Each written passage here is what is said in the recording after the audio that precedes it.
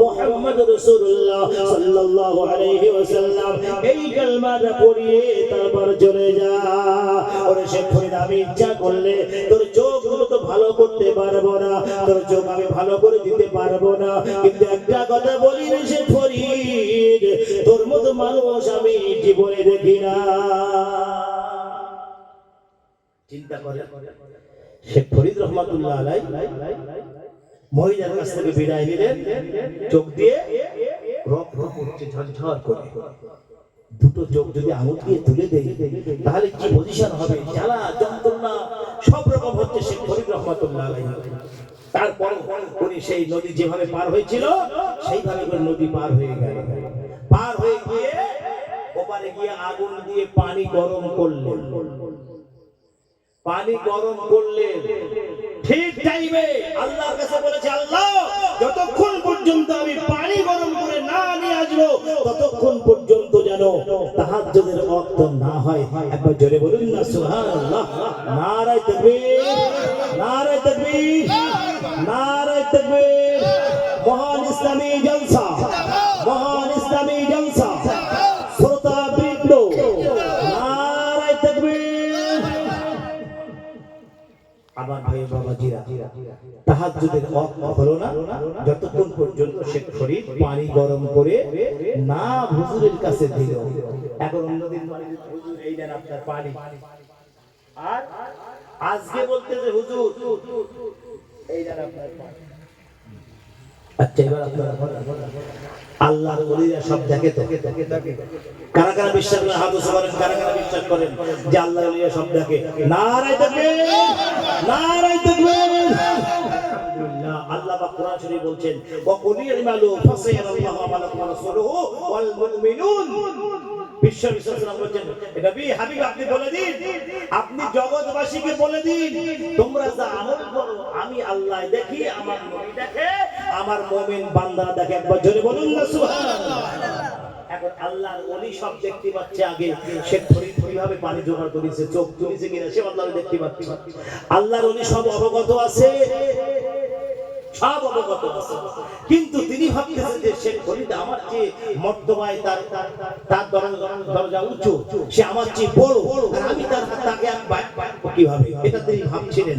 এখন শেখ ফরিদ রহমাতুল্লাহ আলাইহি মনে করতেছে পীরের হাতে বায়াত না হলে আর হবে না, হচ্ছে না, পীরের হাতে বায়াত হতেই হবে, কোন রাস্তা নাই। দরুদ শরীফ বলেন, আল্লাহুম্মা আলা সাইয়্যিদিনা মাওলানা মুহাম্মদ ওয়া আলা আলি সাইয়্যিদিনা মাওলানা মুহাম্মদ। আমার ভাই ও বাবাজিরা, এই দরুদ শরীফ তো আমার সামনে বাবাজি একা পড়তেছে, আপনারা তো পড়েন।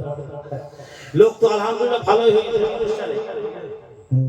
লোক তো ভালোই হয়েছে, আল্লাহর রহমতে সবই আল্লাহর রহমত, অন্য কিছু না। আল্লাহর রহমতে যাদের এখানে আসা প্রয়োজন ছিল তারা এসেছে, যাদের আসার দরকার আছে তারাও আসবে। একবার জোরে বলুন সুবহানাল্লাহ। দরুদ শরীফ পাঠ করেন, আল্লাহুম্মা সাল্লি আলা সাইয়্যিদিনা মাওলানা মুহাম্মদ ওয়া আলা আলি সাইয়্যিদিনা মাওলানা মুহাম্মদ।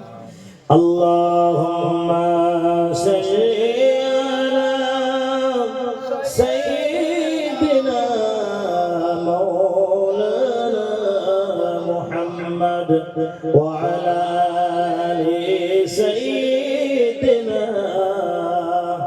মাওলানা মুহাম্মদ। ও দরিয়া শুকায় যায়, ও দরিয়া শুকায় যায়, মদিনাতে যাই, পেরিয়ে যাওয়ার পয়সা করি মোদের কাছে নাই। আল্লাহুম্মা সাল্লি আলা সাইয়্যিদিনা মাওলানা মুহাম্মদ ওয়া আলা আলি সাইয়্যিদিনা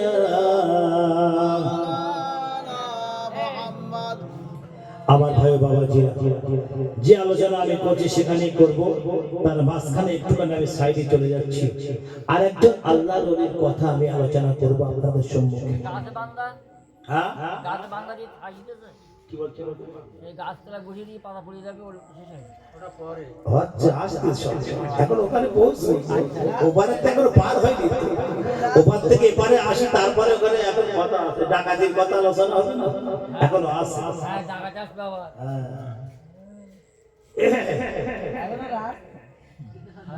আমার ভাই বাবাজিরা, আমাদের ভারতবর্ষে তথা একজন আল্লাহর ওলি শুয়ে আছেন, যার নামটা মনে আসছে না আপনার। তার ইতিহাসে লেখা আছে, ইতিহাস পড়েছি, তিনি এত বড় আল্লাহর ওলি ছিলেন, সারাদিন তিনি ইসলামের দাওয়াত দিতেন। মালদা জেলার মথাবাড়ি এলাকায় আল্লাহর ওলি ঘুমিয়ে আছেন। এখন তার ইতিহাস পড়েছি, তিনি সারাদিন দিনের দাওয়াত দিতেন, দিনের দাওয়াত দিয়ে বেড়াতেন, আর তিনি তার ধর্মকে শ্রেষ্ঠ মনে করতেন এবং তিনি প্রমাণ করতেন যে আমার ধর্ম শ্রেষ্ঠ। এখন আমি আপনি যদি এই রাস্তা দিয়ে হেঁটে যাই, হিন্দু পাড়ার কাছে যাই মনে করেন, আপনি যদি বলেন আমার ধর্ম শ্রেষ্ঠ, তা আপনার পরীক্ষা দিতে হবে না? কথা বলেন না কেন? পরীক্ষা দিতেই হবে, আপনার ধর্ম শ্রেষ্ঠ এটা প্রমাণ আপনাকে করতেই হবে, যেভাবেই হোক আপনাকে প্রমাণ করতে হবে। তাই আমি আপনি পারবো? উরি আল্লাহ যদি বলে হুজুর বিকেল ছুরি বলে ছুরি দিয়ে পরীক্ষা করব, ইব্রাহিম আলাইহিস সালাম ইসমাঈলের গলায় ছুরি চালিয়েছিল, ছুরি কাটেনি, তাহলে আপনার ধর্ম যদি বড় হয় তাহলে আপনার গলা কাটবে না, ছুরি বলে। ভাই যদি শুয়ে পড়ি, গলা কেটে হাড় হাতে সব কেটে উপর হয়ে যাবে, তাহলে আমরা প্রমাণ করতে পারলাম যে আমার ধর্ম বড়। মালদা জেলার মথাবাড়ি এলাকায় আল্লাহর ওলি ঘুমিয়ে আছেন। তারা ইতিহাসে লেখা আছে, ওই বাদশাহ দরবারে গিয়েছেন, বাদশাহ দরবারে গিয়ে দিনের দাওয়াত দিচ্ছেন, ইসলামের দাওয়াত দিচ্ছেন। তো বাদশাহ বলছে, হে আল্লাহর ওলি, তুমি তো আল্লাহর ওলি, তাহলে তুমি আমাকে পরীক্ষা দাও, তুমি কত বড় আল্লাহর ওলি, তোমাকে পরীক্ষা নেব, এবং তোমার ধর্ম কত মহান সেটা তারও পরীক্ষা নেব। কি পরীক্ষা নেবে? বলে তেল নিয়ে বাজাতে 50 লিটার তেল এনেছে, বড় তেলের কড়া, আগুনি চাপা, গরম কর, তেল সব ফেলে দিয়েছে কড়ার মধ্যে।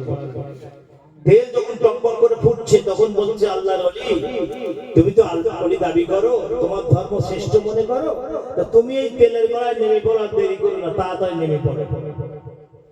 ও আমার বাবাজিরা, মালদা জেলার মথাবাড়ি এলাকায় আল্লাহর ওলি শুয়ে আছেন বাবা। তিনি এইবার তেলের কড়াতে নামিয়ে দিলেন তাকে। আল্লাহর ওলি তেলের কড়ায় নেমে আছেন, তেলের কড়ায় বসে আল্লাহ জিকির করে বাবা। তেলের কড়ায় শুধু শুয়ে আছেন, চুপচাপ শুয়ে আছেন।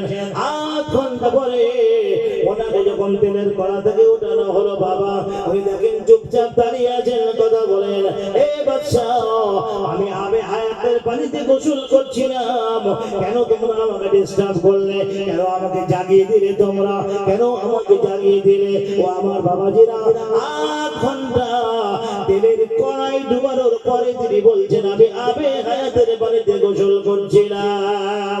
ও আমার বাবাজিরা, আল্লাহর ওলি এইবার বলে, বাদশা ইসলাম কবুল করবে কিনা? বাদশা বলে, আর দেরি করো না, দেরি করো না, এবার মন্ত্রী পরিষদ তোমরা তাড়াতাড়ি করে এই আল্লাহর ওলির হাতে বায়াত গ্রহণ করো, ইসলাম কবুল করো বাবা, আর দেরি করো না, তাড়াতাড়ি করে তোমরা চলে আসো। ও আমার বাবাজিরা, সবাই ইসলাম কবুল করলেন বাবা। এইবার ভাই সাহেব, আর ধর্ম যে মহান সেটাও তিনি প্রমাণ করে দিলেন। ও আমার বাবাজিরা, আল্লাহর ওলিদের সম্ভব, আল্লাহর ওলিরা তার ধর্ম যে মহান সেটা প্রমাণ করতে পারে, একমাত্র আল্লাহর ওলি ছাড়া তার ধর্ম মহান কেউ প্রমাণ করতে পারবে না। ও আমার বাবাজিরা, বসিয়ার আল্লামা রুহুল আমিন রহমাতুল্লাহ আলাইহি যেই জায়গায় ঘুমিয়ে আছেন বাবা, ওই জায়গায় একজন নবমুসলিম ইসলাম কবুল করেছেন, তিনি মাওলানা পাশ করেছেন, হুজুরের দরবারে মাঝে